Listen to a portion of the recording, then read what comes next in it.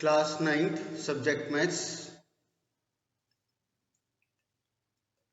Chapter lines and angle NCERT page 96 exercise 6.1 lines and angle NCERT page number 96 exercise 6.1 geometry.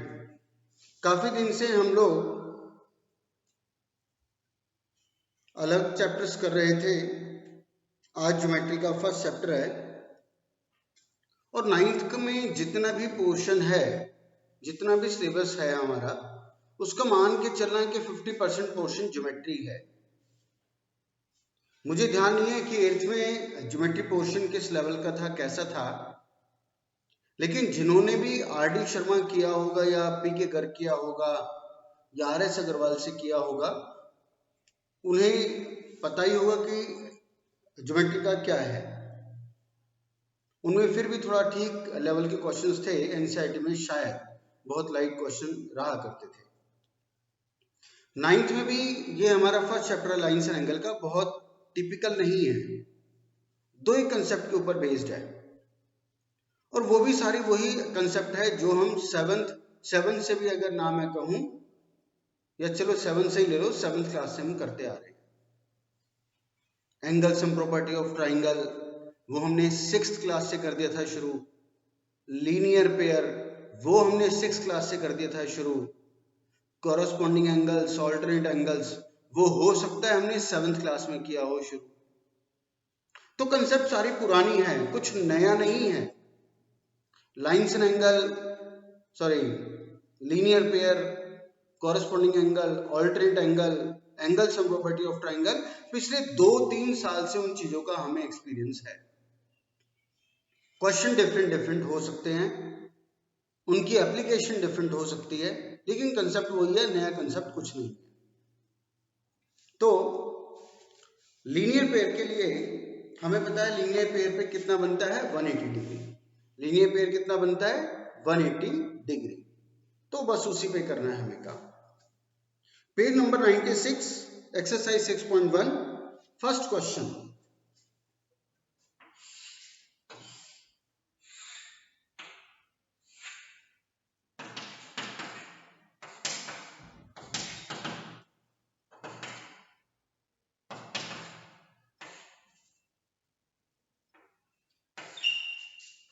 ये figure है, यहां पर ये O है, ये ACEBD है, इसलिए इसकी नेमिंग की है। और हमें बताया एंगल AOC मतलब ये और एंगल BOE मतलब ये। मैं इनके नंबर्स डाल देता हूँ, angle 1, angle 2, angle 3, angle 4, angle 5। मैंने इन एंगल्स के नंबर्स मार्क कर दिए। ये एंगल 1 है, ये एंगल 2 है, ये एंगल 3 है, ये एंगल 4 है, ये एंगल 5 है। चलो, इसने कहा एंगल AOC मतलब 1 प्लस एंगल BOE मतलब 3 इक्वल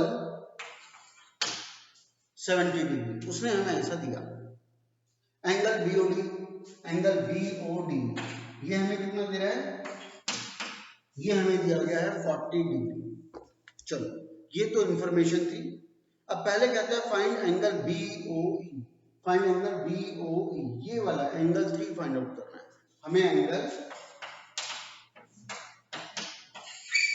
3 क्वेश्चन मार्क है। पहले तुम सोचो एंगल 3 कैसे आएगा, कितने डिग्री का होगा, सोचो।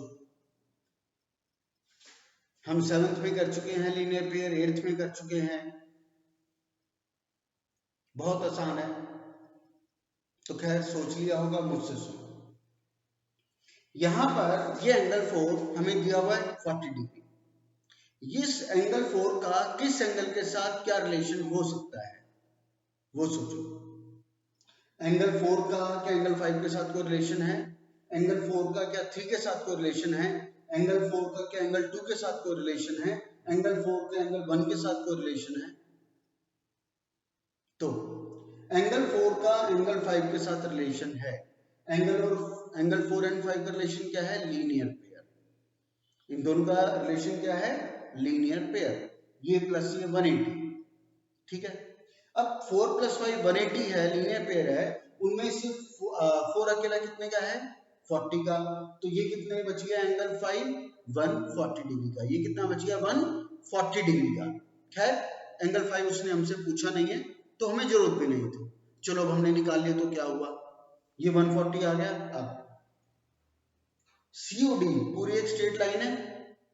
अगर COD पूरी एक स्ट्रेट लाइन है तो 1 and 5 में रिलेशन क्या होगा? अगर COD पूरी एक स्ट्रेट लाइन है तो एंगल 1 एंड एंगल 5 में रिलेशन क्या होगा? बिल्कुल, ये भी क्या है? Linear pair.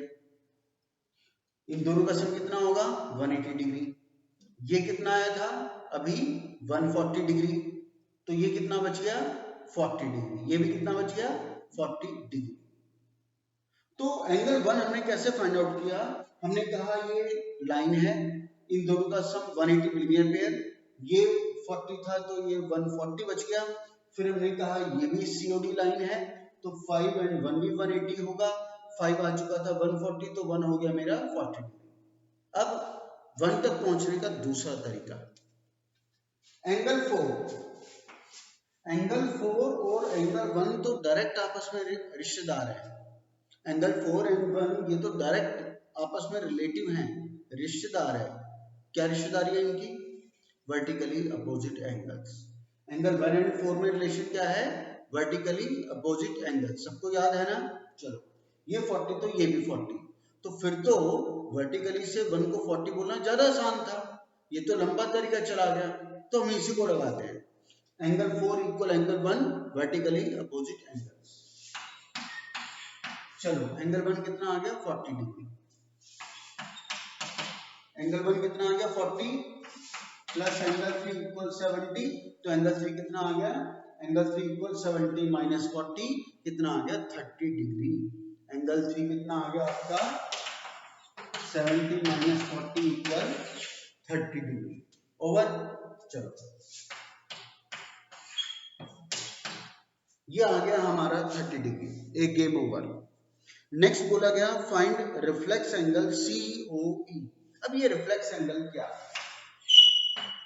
जैसे ये हमने एक एंगल फॉर्म किया ना, ABC। इस एंगल को तो हम बोलते हैं एंगल ABC। इसको बोला जाएगा रिफ्लेक्स ABC। इसको बोला जाएगा रिफ्लेक्स ABC, ये वाला जो मेजर एंगल है।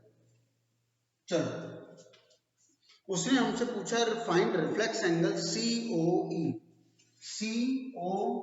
COE ये रहा एंगल 2, इसका रिफ्लेक्स मतलब यही होना, मतलब इसका एंगल COE का रिफ्लेक्स मतलब ये एंगल के इतना फाइंड आउट करना। अब वो कैसे फाइंड आउट करेंगे? सोचो इस पूरे एंगल को कैसे फाइंड आउट किया जाएगा? तो दो वेज हैं। पहला क्या है, ये आ चुका है 40, यहां से यहां तक आ चुका है 40, यहां से यहां तक है 180, यहां से यहां तक है 30। पता लग गया? 40 प्लस 180 प्लस 30, ये रिफ्लेक्स एंगल आ गया जी आपका। दूसरा तरीका ये हो सकता है, ये पूरा क्या है? Complete angle 360 degree. पूरा कितना है? 360। 360 में से अगर एंगल 2 माइनस कर दिया जाए, 360 में से एंगल 2 माइनस कर दूंगा तो ये रिफ्लेक्स ही तो बचेगा, है ना? चलो तो इसका मतलब 360 में से कंप्लीट एंगल में से एंगल 2 माइनस करना, तो एंगल 2 अरेंज करते हैं। तो एंगल 2 कैसे अरेंज करें? EOB लाइन है तो 1 + 2 + 3, angle 1 plus angle 2 plus angle 3 क्या है? 180 लीनियर पेयर। एंगल 1 + 2 एंगल +3 कितना हो गया? Linear pair 180। 180 में से ये कितने थे आपके? 70 डिग्री था ना, 1 and 3 70 था, तो ये कितना बच गया? 110 डिग्री। ये कितना बच गया? 110। एंगल 2 बच गया 110। पूरा कितना था? 360। 360 में से 110 माइनस किया तो बच गया आपका ये रिफ्लेक्स, जिसकी बात कर रहा था। तो हमने ये देखा किसी भी एंगल को फाइंड आउट करने का कोई एक तरीका, कोई एक वे नहीं है, जैसे मर्जी चला लो। आप लोगों की रिलेशनशिप ठीक होनी चाहिए एंगल्स की, उनके रीजन ठीक होने चाहिए, मार्क्स पूरे मिलेंगे। ठीक है, किसी भी वे से चलो, एप्लीकेशन पार्ट आपका ठीक होना चाहिए। आगे चलते हैं।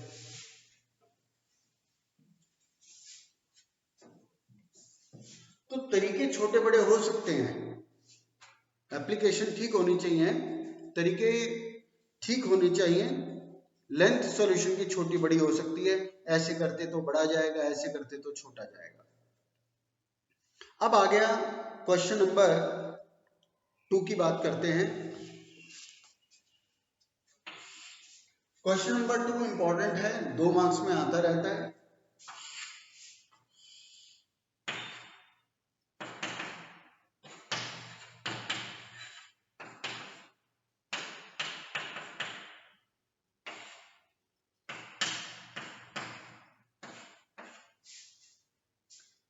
तो इसने कहा एंगल POY, ये यहाँ पे 90 डिग्री हमें गिवन है। कितना है? 90 डिग्री।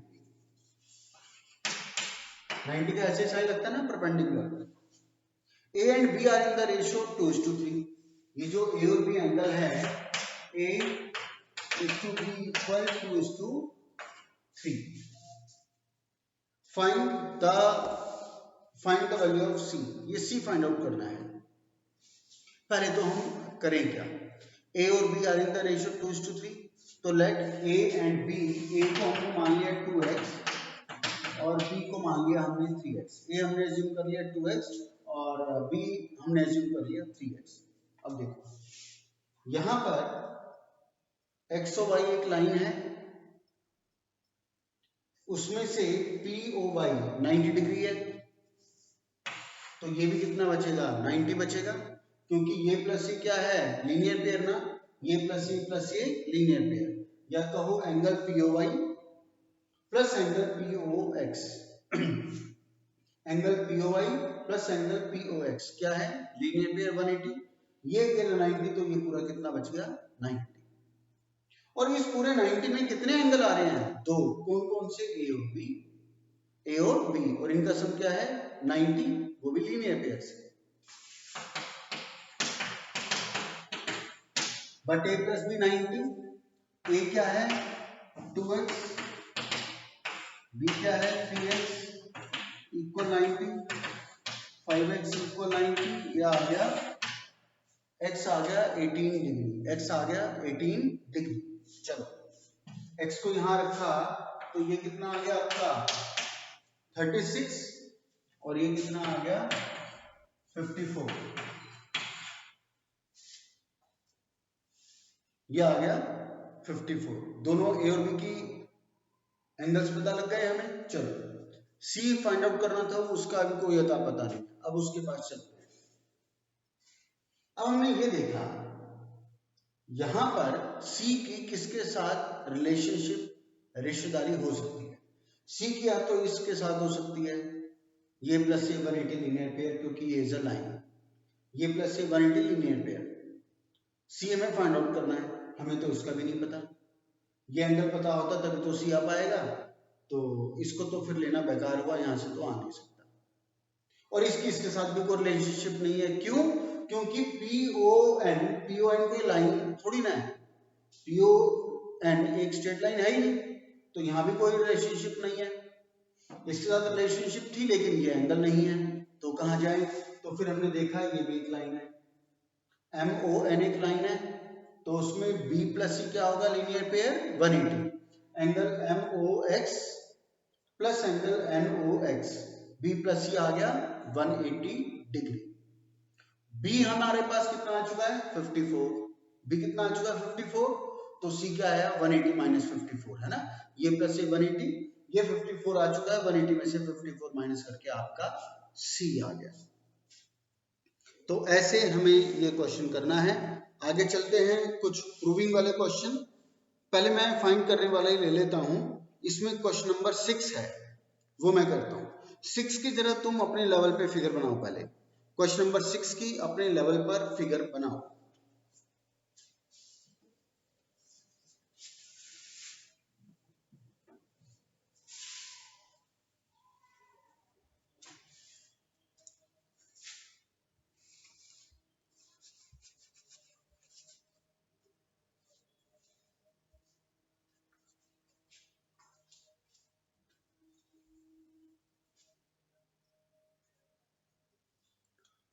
तो उम्मीद करता हूँ फिगर जिससे भी बन पाई होगी, बन चुकी होगी। एक्स वाई जेड, चलो 64 डिग्री है। फिर वो कहता है X Y is produced to P, X Y is produced, X Y is produced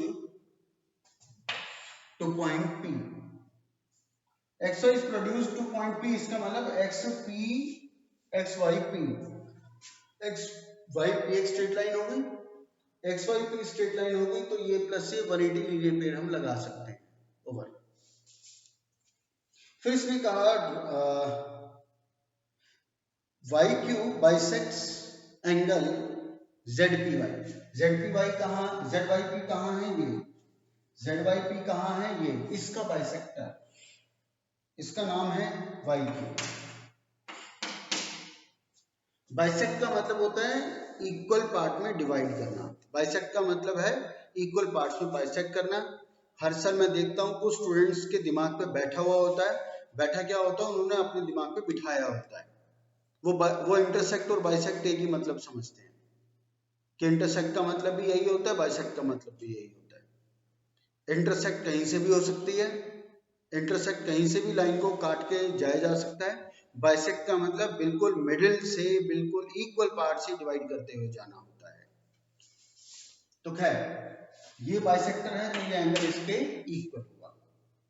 चलो अब ये मैं इसमें एंगल कर रहा हूं चेंज, जिससे हम इसको इजीली प्लस माइनस कर पाए। एंगल दिया हुआ है 64, मैं 64 को यहाँ पे 70 लेके चलता हूँ, ठीक है, मैं 64 की बजाय उसको 70 लेकर के चलूंगा, या चलो मैं 60 लेके चलता हूँ, 64 की बजाय मैं इसको 60 लेकर के चलूंगा। तो कंसेप्ट समझना, वैल्यूज पर मत जाना। अटेम्प्ट तो तुम्हें 64 के हिसाब से ही करना होगा, लेकिन मैं समझाने के लिए 60 लेकर के इसको चलता हूँ। अब देखो यहां पर पहले हम अपना मटेरियल तैयार कर लेते हैं। पहले तो हमने ये देखा ये एक लाइन है, अगर ये लाइन है तो लीनियर पेयर जरूर होगा, अगर ये एक लाइन है तो लीनियर पेयर जरूर होगा। तो इसका मतलब ये प्लस ये 180, ये प्लस ये 180, उसमें से ये अकेला कितने का है 60 का, तो यहां से यहां तक कितना बचा 120 का, है ना, ये प्लस ये सारा 180, ये है 60, तो ये कितना बच गया 120 डिग्री, यहां से यहां तक कितना बच गया 120। अब इस 120 को भी इसने बाइसेक्ट करवा दिया, इस 120 के एंगल को इसने बाइसेक्ट करवा दिया, ये आपस में इक्वल हुए, तो 120 का आधा कितना हो गया 60 हो गया, 120 का आधा कितना हो गया 60 हो गया ओवर। चलो ये समान हमारा तैयार होगा। अब वो कहता है find angle X Y Q, angle X Y Q, ये एंगल फाइंड आउट करो। लो जी ये तो हो चुका है, ये 60 था, ये 60 हम लेकर आए हैं, तो यहां से कितना हो गया 120 degree. Next find reflex angle Q Y P, पहले क्यू वाई पी ढूंढते हैं, क्यू वाई पी, इस एंगल का रिफ्लेक्स वो क्या होगा, मेजर एंगल होता है ना, इस एंगल का रिफ्लेक्स ये एंगल हमें फाइंड आउट करना है। अब ये कैसे फाइंड आउट करें, इसके भी दो वेज हो सकते हैं। हम देखते हैं यहां हमारे पास कुछ रेडी है, बिल्कुल है, यहां से यहां तक 60 प्लस यहां से यहां तक फिर 60 प्लस फिर यहां से यहां तक 180, शाबाश, तो 60 प्लस 180, लो जी रिफ्लेक्स आ गया। दूसरा तरीका हो सकता है क्या,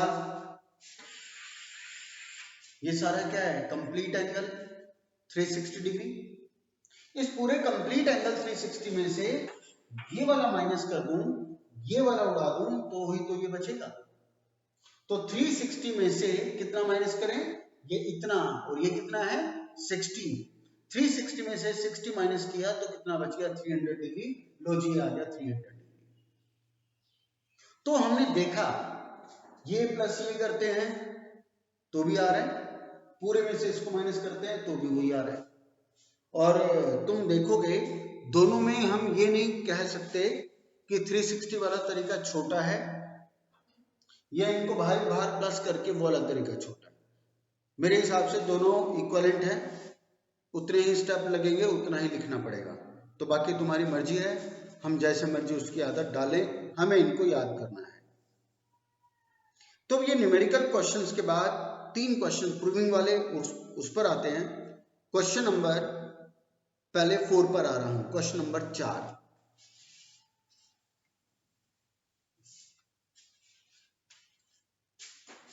क्वेश्चन नंबर शुरू करने से पहले, या चलो शुरू कर ही लेते हैं, उसके बाद बताता हूं।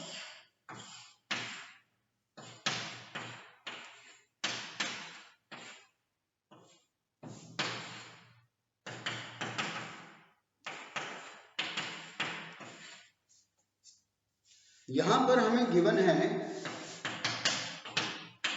x plus y equal w plus z, ये हमें गिवन है। प्रूव करना है AOB is a line, AOB is a line prove करना है। अब एक बहुत बात तो ऐसे नहीं है, बात तो पुरानी है, लेकिन अब 9th में तुम्हें इसको बहुत अच्छे से रटना ही पड़ेगा, नहीं अगर रटोगे तो एग्जाम में गलती कराओगे। जब हम 180 डिग्री लीनियर पेयर लगाते कब है? हम 180 लीनियर पेयर लगाएंगे कब? केवल लाइन सीधी नजर आ रही है उस वजह से 180 लीनियर पेयर नहीं यूज होता।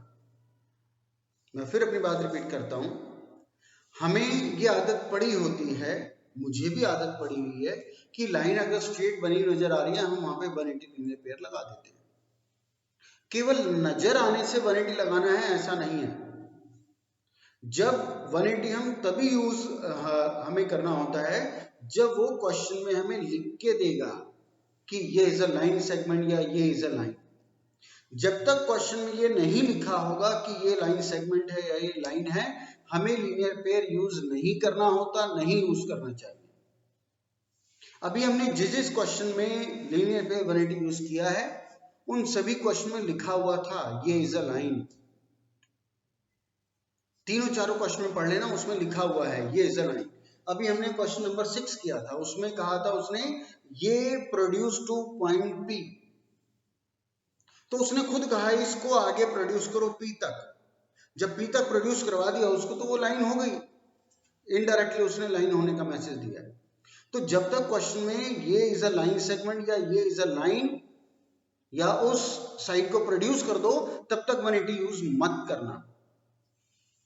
तो बात ये आती है क्वेश्चन नंबर जो अब हम 4 कर रहे हैं, इसमें हमें प्रूव करना है AOB is a line.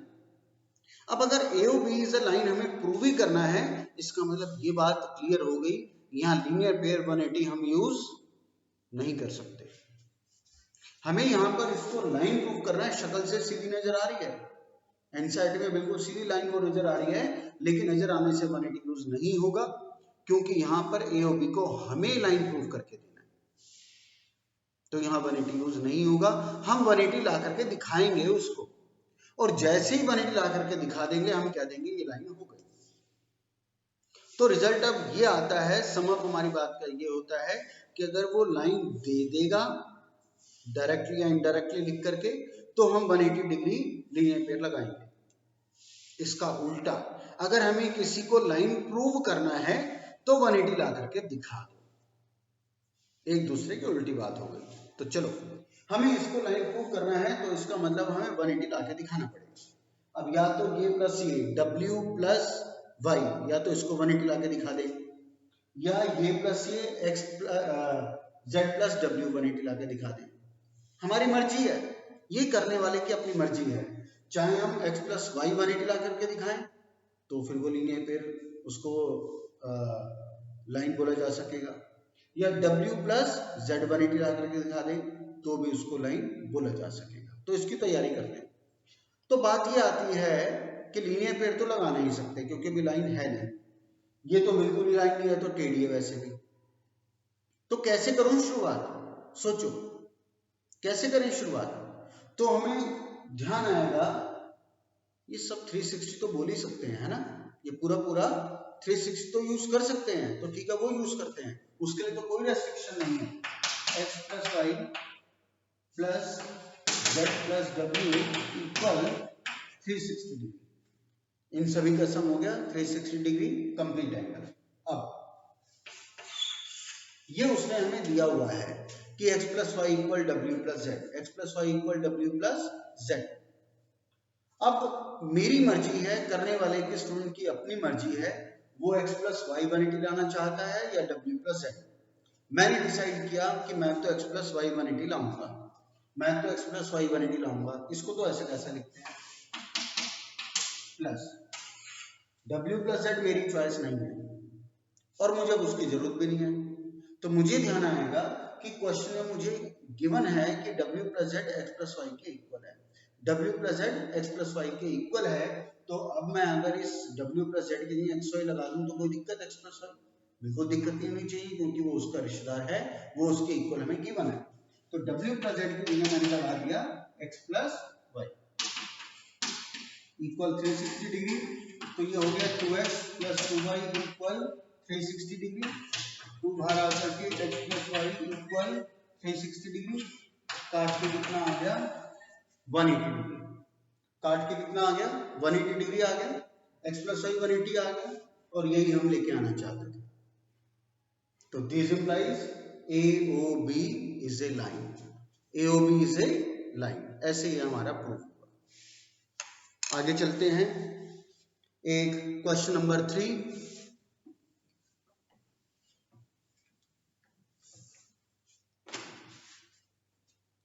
Question number 3 में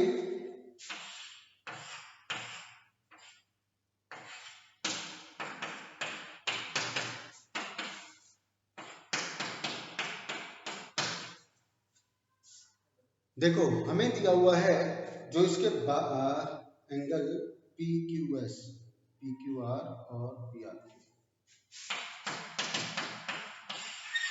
एंगल 2 एंगल 3 के इक्वल हमें गिवन है, एंगल 2 एंगल 3 के इक्वल हमें दिया हुआ है। हमें प्रूव करना है एंगल 1 एंगल 4 के इक्वल होगा, वो क्वेश्चन मार्क। हमें प्रूव करना है एंगल 1 एंगल 4 के इक्वल है, गिवन है एंगल 2 एंगल 3 के इक्वल। तो सोचो इसको कैसे करना चाहिए।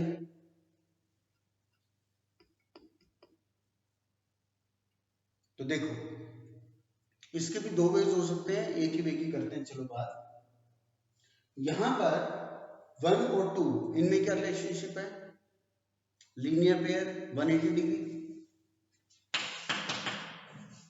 Angle 1 plus angle 2 equal 180 degree number 1। अब वहां आ जाओ, एंगल 3 और 4 में क्या रिलेशनशिप है, ये भी 180 डिग्री लीनियर पेयर।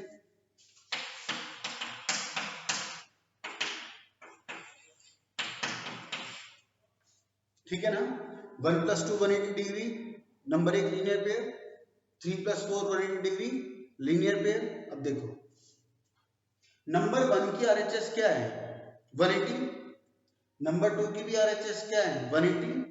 इन दोनों इक्वेशंस की RHS इक्वल है ना 180 180। अगर इन दोनों का RHS इक्वल है तो LHS भी इक्वल होगा। तो from 180 we get angle 1 plus angle 2 equal angle 3 plus angle 4।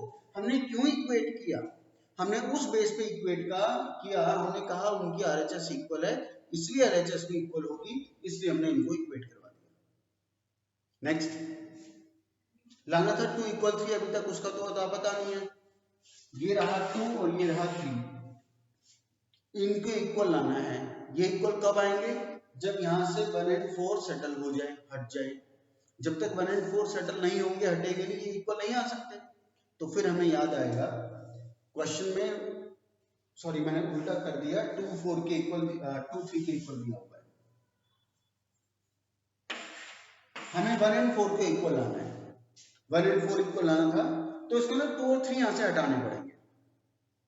तो हमें याद आएगा क्वेश्चन में एंगल 2 एंगल 3 के इक्वल दिया हुआ है, एंगल 2 एंगल 3 के इक्वल हमें गिवन है।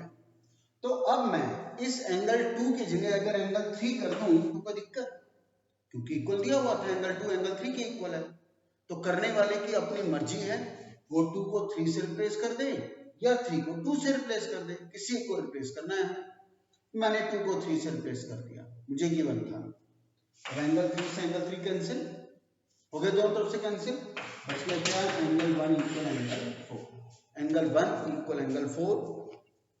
क्वेश्चन 4 जो हमने किया वो भी 2 मार्क्स का है, क्वेश्चन 3 ये भी 2 मार्क्स का है, क्वेश्चन 2 वो भी 2 मार्क्स का है। सभी क्वेश्चन इस एक्सरसाइज के 2 मार्क्स के हैं। बस एक question number 5 most important mark कर लो, इसको मोस्ट इंपॉर्टेंट मार्क कर लो। आज तक ऐसा नहीं हुआ है कि किसी भी स्कूल में ये क्वेश्चन ना आया हो, पूरे साल में कभी भी ये क्वेश्चन 3 मार्क्स का ही आता है और बिल्कुल डेफिनेट क्वेश्चन है।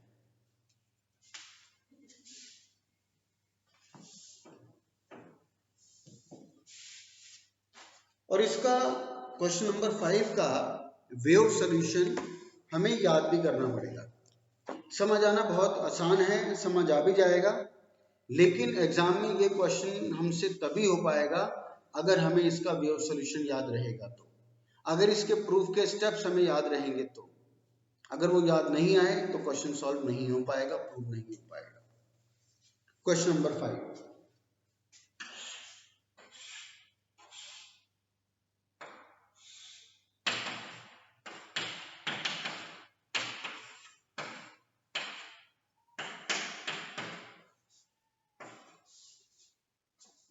यहां पर हमें बोला गया RO इस पर परपेंडिकुलर है ओवर, बाकी कोई किसी का बाइसेक्टर नहीं है, नॉर्मल है कि वैसे ड्रॉन है। इस एंगल को मैंने 1 मार्क किया, इस एंगल को 2 मार्क किया, और ये क्योंकि परपेंडिकुलर है, परपेंडिकुलर क्या होता है, 90-90 होता है ना, ये भी 90 और ये भी 90 है ना। अगर ये लाइन परपेंडिकुलर है, ये ऑल्टीट्यूड है, तो वो क्या करती है 90 डिग्री पर बनाती है, ये भी 90 और ये भी 90। यहाँ पे 3 अकेला 90 है, यहाँ 1 और 2 मिला के 90 है, इसमें दोनों की पार्टनरशिप है 90 में, वो अकेला ही है। चलो हमें प्रूव करना है angle ROS, angle ROS, ROS कौन सा है 2, वो कौन सा angle 2, equal half of angle QOS minus angle POS, ये हमें प्रूव करना है। तो देखो यहां पर हम लोग ये एंगल 2, अगर एंगल SOQ, यहां पे क्या एंगल SOQ, अगर इस तुम मुझे बताओ, सोचो एंगल SOQ, एंगल SOQ में से कौन सा एंगल माइनस करूं कि एंगल 2 बच जाए। मैं फिर रिपीट करता हूं, एंगल SOQ ये इतना, इस इतने एंगल में से कौन सा एंगल हटाएं, कौन सा एंगल मिटाएं, कौन सा एंगल काटें, कौन सा एंगल माइनस करें कि एंगल 2 बच जाए। सोचो, बिल्कुल एंगल 3, ये एंगल 3 इसमें से हटा दो पूरे में से, तो एंगल 2 बच जाएगा। क्लियर? चलो तो मैं लिखता हूं angle 2 equal angle QOS minus angle 3, angle QOS minus angle 3, या PQ, या चलो 3 ही लिखो फिलहाल। एंगल 2 कैसे आएगा, जब पूरे एंगल QOS में से एंगल 3 माइनस कर दिया जाएगा। और क्या लिख सकते हैं, angle 2 equal QOS minus angle 3 कितने डिग्री का है हमारे पास, है 90 डिग्री का, 90 डिग्री का, इसको डाल दिया नंबर 1 स्टेप। नेक्स्ट, अब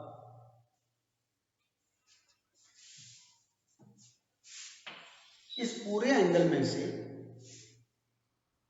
इस पूरे एंगल में से कौन सा एंगल माइनस करूं कि एंगल 2 बच जाए। इस पूरे एंगल में से कौन सा एंगल माइनस करें कि एंगल 2 बच जाए। सोचो कौन सा एंगल इस पूरे में से माइनस करूं या मिटा दूं या काट दूं कि एंगल 2 बच जाए। बिल्कुल एंगल 1, इस पूरे में से ये इतना एंगल मतलब 1 माइनस कर दो तो 2 बच जाएगा। ठीक है, लिखते हैं, तो angle 2 equal angle ROP minus angle 1, है ना, एंगल ROP माइनस एंगल 1। अब एंगल आरओपी कितने डिग्री का है? 90, क्योंकि वो परपेंडिकुलर था। 90 डिग्री -1, ठीक है। Now adding 1 and 2, now adding 1 and 2, 1 + 2, angle 2 + angle 2 equal angle QS -90 plus 90 -1, this plus this equal this plus this, 90 से 90 cancel, angle 2 + angle 2 twice angle 2 equal angle QOS minus angle 1, बचा हुआ ये। अब जब match करते हैं हमारे कंटेंट आ गए क्या? ROS का क्या नंबर है? 2, ये रहा। एंगल QOS ये रहा। एंगल POS मतलब एंगल 1 ये रहा। सारी चीज आ चुकी है, चक्कर इस 2 का है। अब 2 को यहां से हटाऊंगा तो क्या आएगा? इसके नीचे जाएगा। 2 यहां से हटा और यहां आ गया 1/2। इस तरह से आपका प्रूव हो गया। तो तुमने खुद देखा, इससे पहले वाले बेटा जितने भी क्वेश्चन हमने किए, इस क्वेश्चन के अलावा, 5th के अलावा, सारे क्वेश्चन हम लोग क्लास 8th में करके आए हैं। जिन्होंने RD RS अग्रवाल किया होगा उन्हें ये क्वेश्चन जरूर मिले होंगे। RD शर्मा में, RS अग्रवाल में, ML अग्रवाल में। NCERT में नहीं थे, रेफरेंस बुक में थे। और बल्कि इनसे ज्यादा अच्छे क्वेश्चन तुम लोग 8th क्लास में इनसे ज्यादा अच्छे करके आए होंगे। तो क्वेश्चन इस 5th के अलावा बाकी क्वेश्चन मुझे कॉन्फिडेंस है, क्योंकि मैं जो डेली तुम्हारी परफॉर्मेंस नोटिस कर रहा हूँ, काफी अच्छी परफॉर्मेंस आ रही है। हमारे में से maximum students in 5th question को छोड़ के बाकी क्वेश्चन अपने आप भी कर सकते थे और डेफिनेटली कर लेते, क्योंकि उनमें तुमने देखा कोई खास था भी नहीं काम, 2-2 मार्क्स के सारे क्वेश्चन थे। लेकिन ये वाला जो 5th किया है, समझने में बड़ा आसान था, समझने में तो कुछ खास है ही नहीं, लेकिन वे ऑफ सॉल्यूशन याद करना पड़ेगा, अदरवाइज एग्जाम में नहीं हो पाएगा। तो आज हमारी एक्सरसाइज खत्म हुई। आज रात तक तुम्हें इन 6 के 6 क्वेश्चंस के सॉल्यूशंस करके भेजने हैं। आज रात तक तुम्हें इन सभी क्वेश्चंस के सॉल्यूशन करके भेजने हैं। जिस क्वेश्चन में लिखा होता है प्रूव दैट या शो दैट, मैं अब जरा परफॉर्मेंस की बात कर रहा हूँ, जिस क्वेश्चन में लिखा है शो दैट या प्रूव दैट, वहां पर तुम गिवन भी लिखोगे, टू प्रूव भी लिखोगे, और फिर प्रूफ शुरू हो जाएगा। 8th क्लास से तुम्हें इसकी हैबिट होगी ही। जिस क्वेश्चन में सिर्फ लिखा है फाइंड या इवेल्युएट, वहां गिवन टू प्रूव लिखने की जरूरत नहीं होती, वहां सीधा सीधा सोल्यूशन चलता है।